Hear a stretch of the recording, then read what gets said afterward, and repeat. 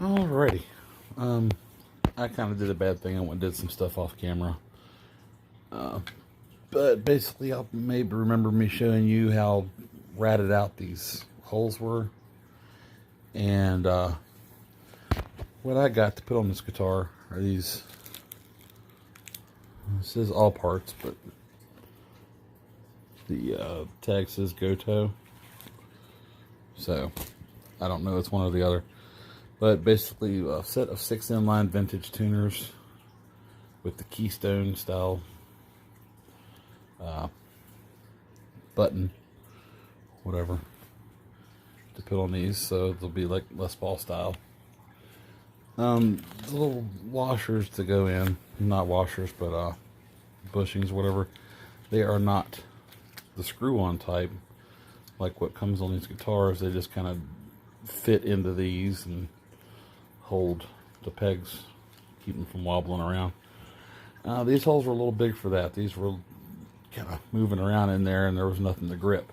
So what I did was I took my 3/8" dowel rods and cut them in half, and just kind of laid the tape across my holes, dumped glue down into each hole, and then pressed these in until it's kind of squished out.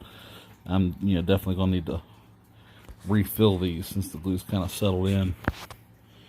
But once I get these cut down, you see right there, I got a little crazy with my saw, but that's okay because that's all going to get filled in and sanded and flattened out. Once I get that all backfilled and everything else sanded down flat, you won't even be able to tell. There's no serial number on this thing anyway, so it's not like I'm trying to preserve anything. But that's basically where I'm at right now. I did get my 24th fret inlay. I still have to flatten that out. And what I'm going to do, I don't know if you can notice or not, but the frets where I actually put the inlays in are now a little bit darker. Because what happened is when I sanded these down, I took the surface off. And the surface is still intact on these. So when I put the oil on the fretboard, this actually absorbed more oil and got darker. So if you look back at it, you got stripes.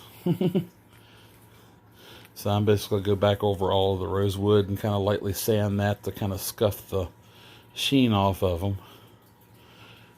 And probably what I'm going to do is I'm going to take my Minwax ebony stain over the whole thing. Just darken it once I get the sheen sanded off of it. And of course I'll have to go over that really lightly because I don't want to mess up the radius or anything like that. But it's going to look pretty cool. I'm still debating on whether to change the nut because I know the Les Pauls had a was a vinyl nut, I think it was, or nylon. I'll have to look. And of course it wasn't black. It was cream colored like the rest of the binding. And also I have plans to make an Ibanez logo, but in the Gibson font in like a gold material, and put it on there so it'll say Ibanez, but it'll look like a Gibson font. Should be pretty cool. So yeah, that's where I am right now. I am going to go ahead and probably let this sit for a little bit longer. My glue is still a little soft under there because of course it hasn't really gotten any air, so it's not air drying like it has on the back. Okay, so that's going to be my next little bit. And then after that, I think the next thing I'm going to do is go back to the body and start working on getting my controls planned out. But I'm going to do some more work on this.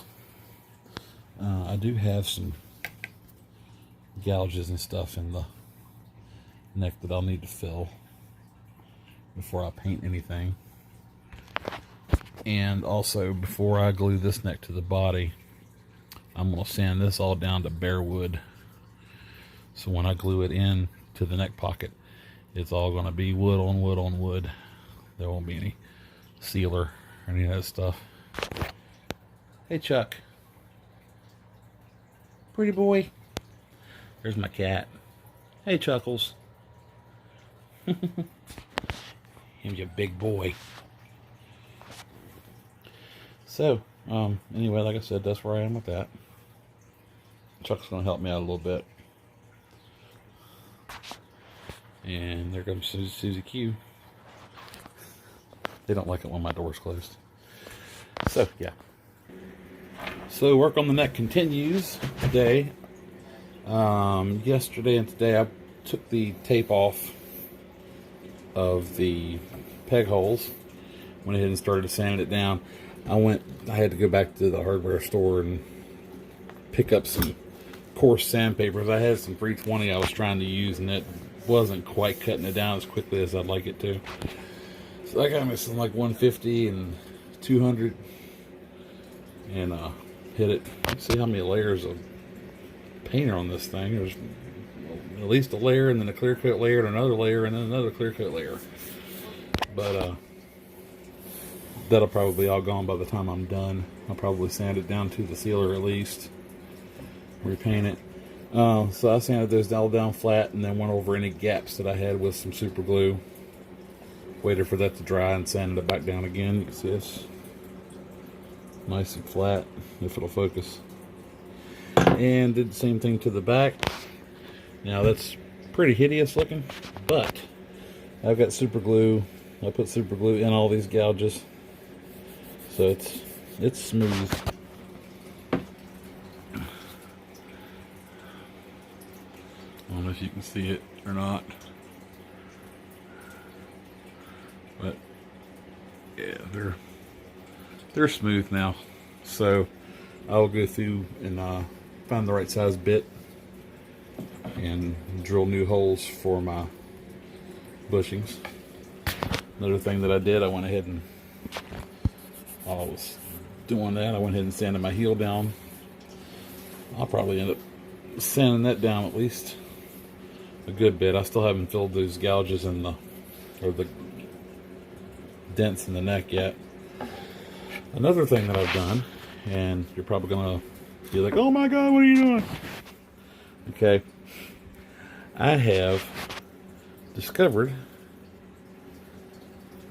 that I can just as easily take off the surface of these frets that I haven't touched yet by using a blade.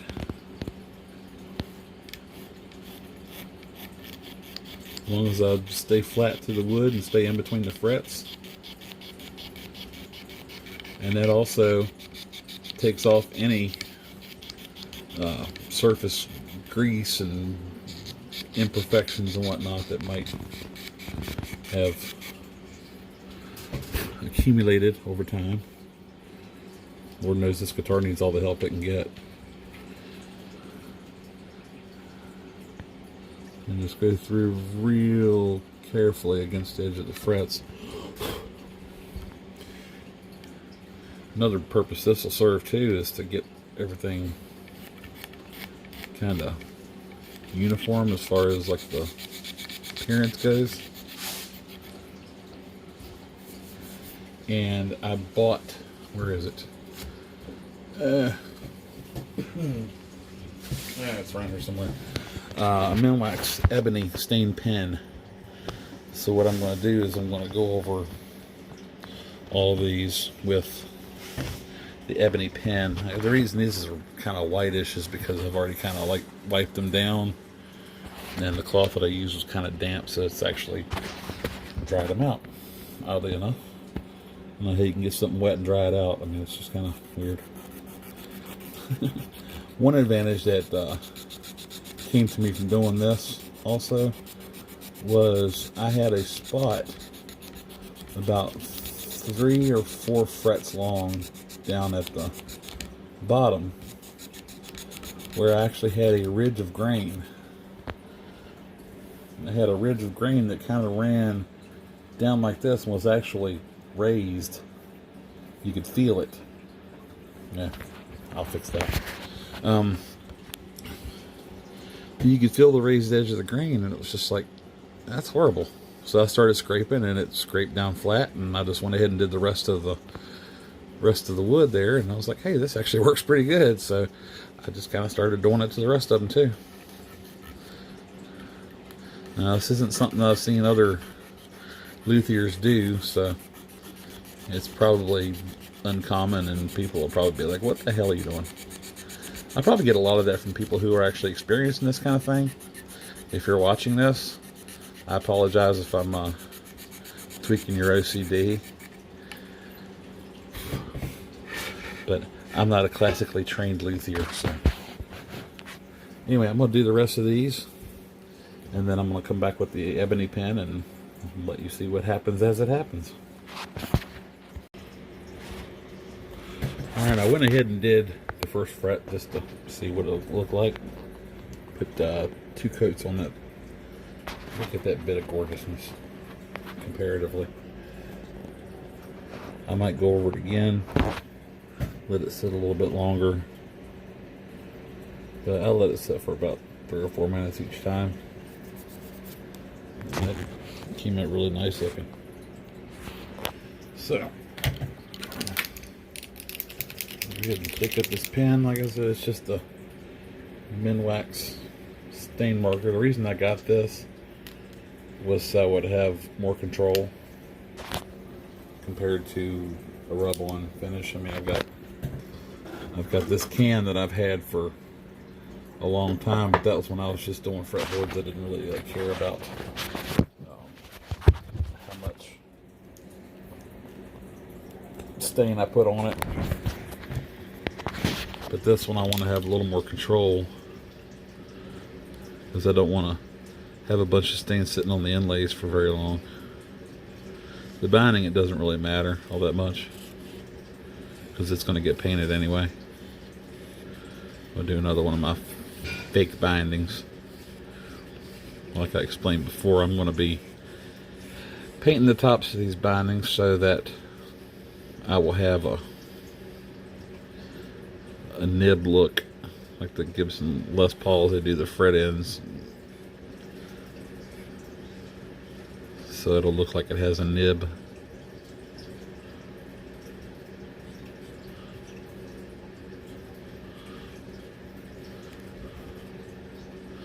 I know you're probably supposed to go with the grain on these, but and I don't really think it'll. I've used wood stain on inlays before, and it hasn't really done much to darken them, but I'm a little worried that maybe because of the way I did these, as far as with the razor blade, I might have opened up enough of the surface to actually like take some of the stain. So I don't want it to take any more than it has to.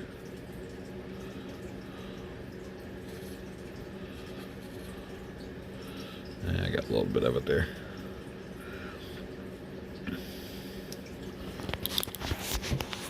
That's going to be nice.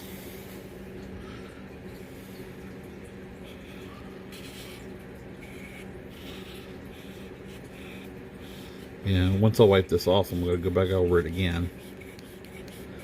Then I'm going to let that dry for a while before I do anything else to it. Probably in the meantime, I'll go ahead and start working on drilling out my holes for the tuners and get those fit in. So I'm really anxious to see what those look like in there.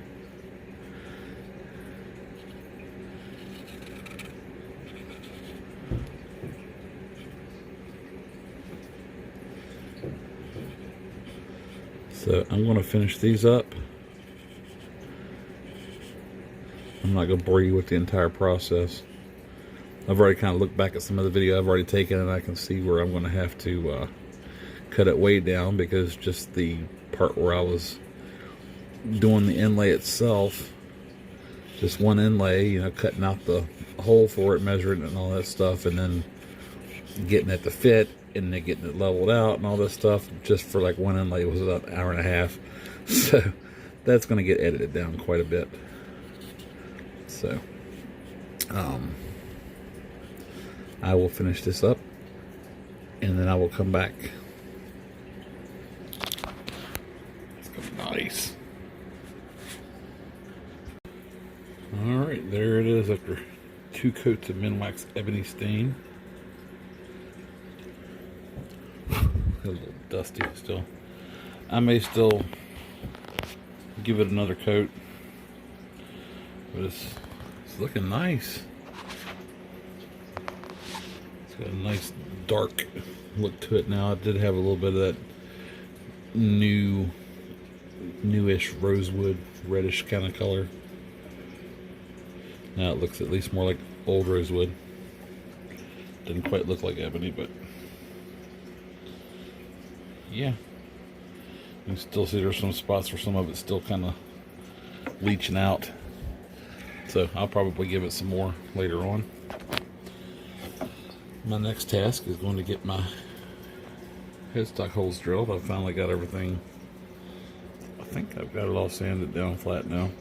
Those gouges are actually flat. You still see them, but they're actually flat now.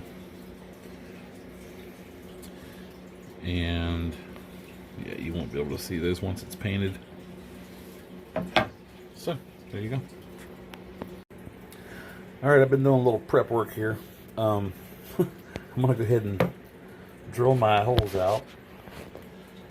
I checked the size of the bushing, and it takes a 5/16. And I thought I was out of luck because I don't have one here, and all my Forstner bits are too big. But then I found one in my little tool drawer, oddly enough. So that's perfect. I've taken two of my wedges, taped them together, and taped them to the front of the headstock.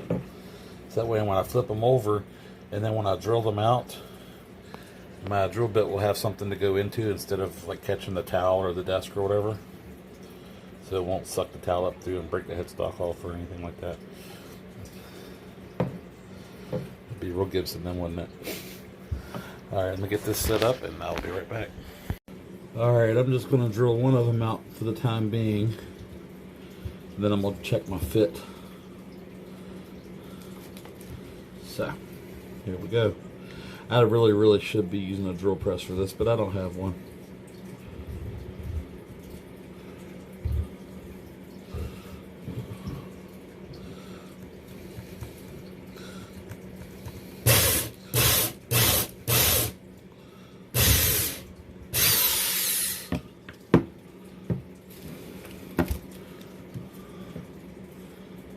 Let's see how that did. I think I went all the way through.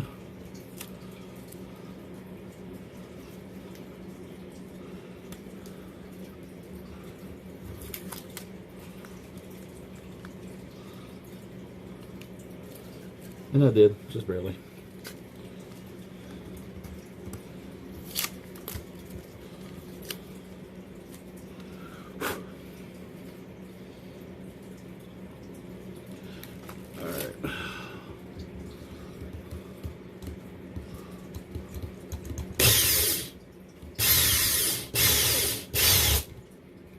There we go. All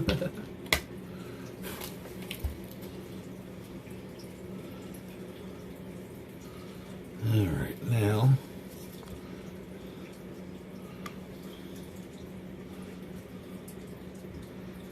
drill my bushing. Looks like it's going to be a little bit small.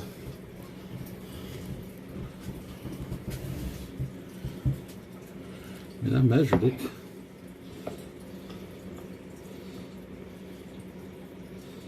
The drill bit says 5/16 on it.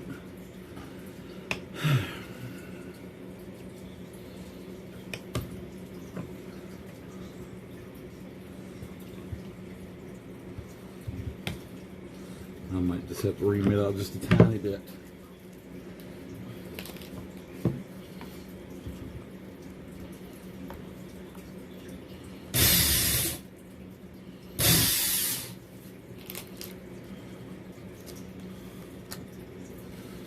You guys are probably looking at me and saying you are not a woodworker. You're right. I just play one on TV.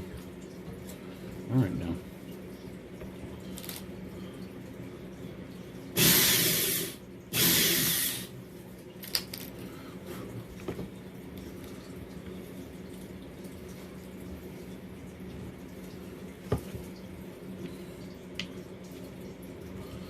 Should fit in there perfectly.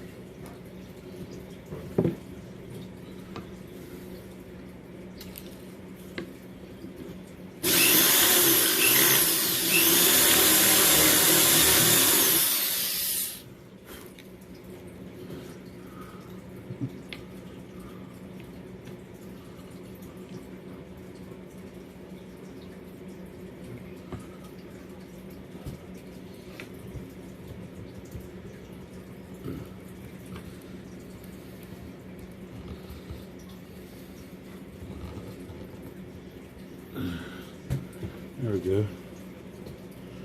I guess it'll need to be pressed in.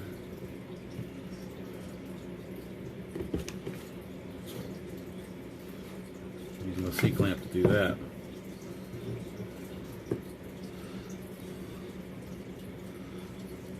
I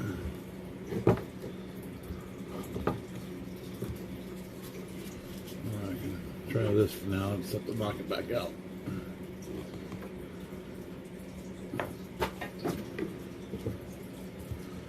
Anyway, there's that. Yeah, see? That'd be cool.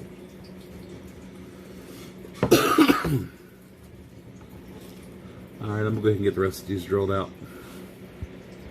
Alright, I've got all my holes drilled out. And what I've done, I've gone ahead and put my tuners in. I've already lined them up once. I'm just kind of showing you what I did. Basically, the way these work is each tuner has like basically a half a hole at the end of it. So then when you get them lined up properly, those holes line up.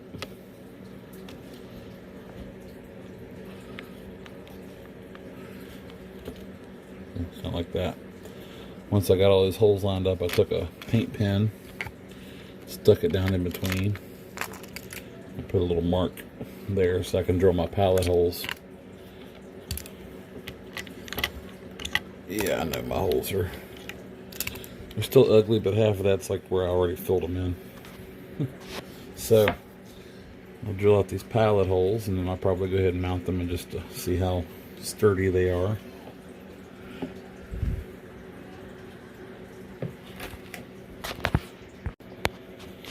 There it is, the headstock. Well, the tuners are on. That's probably not something you see every day, huh? An Ibanez with Gibson headstocks, or tuners. These things were a little bit of a pain in the butt to line up,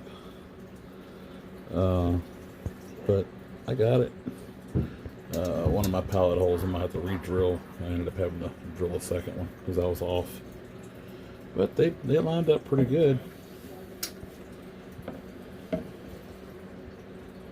Yeah, that's factory. And that's about all I'm going to be able to do on the neck for right now. Now I'm going to start working on the body. So I hope you've enjoyed this segment on the neck, the inlays, and all that happy stuff. Bye.